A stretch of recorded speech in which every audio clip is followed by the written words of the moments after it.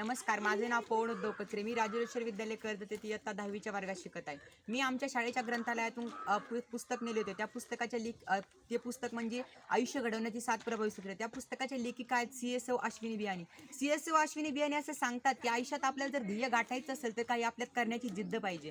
काही आपल्याला आपण कोणती सुरुवात चांगली केली पाहिजे. त्या पुस्तकात ते स्वतःचे अनुभव प्रत्यक्षपणे मांडतायत. त्यांनी कसं यश मिळवलं, त्या कशा होत्या, त्यांचं राहणीमान कसं होतं, त्यांना इतराबद्दल कुतूहल कसं होतं किंवा त्या काय चुकल्या याचं सखोल मार्गदर्शन ते आपल्या पुस्तकामध्ये मांडतात. ते असं सांगतात की आपल्याला कोणत्याही कामाची सुरुवात चांगली करायला पाहिजे. आपण कोणत्याही कामाला न घाबरता सामोरं जायला पाहिजे. आपलं ध्येय आपण एकवटलं पाहिजे. सकारात्मक दृष्टिकोन आपला वृद्धिंगत करायला पाहिजे. आपला आत्मविश्वास वाढायला पाहिजे. तेव्हाच आपण जीवनात पुढे जाऊ. आपल्याला कोणत्याही कामात घाबरायची अजिबात गरज नाही. कारण जेव्हा तुम्ही घाबरता ना तेव्हा तुम्ही चुकता.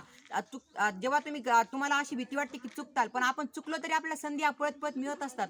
परत मिळत असतात असे त्या सांगतात. त्या सांगतात की आयुष्य आपण जेव्हा पुढे जाऊ तेव्हा लोक आपल्याला नाव ठेवतात. तेव्हा त्या सांगतात जेव्हा लोक तुम्हाला नाव ठेवतात ना तेव्हाच ओळखायचं की आपला मार्ग हा योग्य आहे. त्यामुळेच लोक आपल्यावरती असं वागतात. त्या सांगतात की कोणत्याही कामाचं आपल्याला घाबरायची गरज नाही. त्या सांगतात if you do not stand for something you are ill anything. म्हणजे जेव्हा आपण एखाद्या कामाची सुरुवात करू तेव्हा आपल्याला घाबरायचं अजिबात नाहीये. कारण आपण जर घाबरलो ना तर आपण उन्मळून पडू, आपण कोसळून पडू.